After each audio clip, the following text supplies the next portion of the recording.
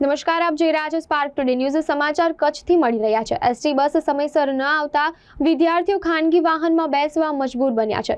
ભુજ નારાયણ સરોવર વાયા નેત્રા બસ પોતાના નિર્ધારિત સમય પર ન આવતા વિદ્યાર્થીઓને હાલાકી પડી રહી છે. એસટી તંત્રના વાંકે વિદ્યાર્થીઓ મુશ્કેલીમાં મુકાયા છે. એસટી તંત્રના પાપે વિદ્યાર્થીઓના અભ્યાસ પર માઠી અસર પડી રહી છે. નેત્રા ગામના વિદ્યાર્થીઓને અવારનવાર હાલાકી પડી રહી છે. એસટી તંત્ર અને કલેક્ટરને રજૂઆત કરાઈ હોવા છતાં સમસ્યા યથાવત છે. આજે તો શનિવાર છે એટલે ઇકોમાં જઈએ છીએ. બાકી રોજ 3:30 વાગે છૂટી પડે તો ત્યારે 4 વાગે બસ 4 કે 5 વાગે બસ આવે એટલે ગાડીઓમાં છકડામાં જવું પડે છે.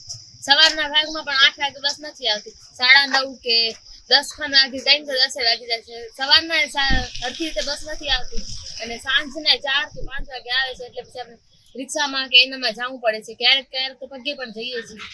અને જે અહીંયાથી અમુક હતા એ સતી કઢાવીને પણ હાલ્યા ગયા છે, કારણ કે બસ ના આવે એટલે પછી એમને વાહન વ્યવહારની પ્રોબ્લેમ થાય એટલે ભણવામાં સરખું ધ્યાન ના આપી શકે એટલે બીજા હોસ્ટેલોમાં કે અહીંયા બધા એડમિશન લઈ લીધું છે. છોકરી હોય છે તો અમારી માંગણી છે કે જ્યારે પણ બસ સ્કૂલ ચાલુ થાય ત્યારે ગામના વાલીઓ અગ્રણીઓને રજૂઆત કરવી જ પડે છે. રજૂઆત વગર બસને રવિવાર હોય તો રવિવારના પણ બસ બંધ થઈ જાય છે. રવિવાર અમને રજા ભેગી બસને પણ રજા પડી.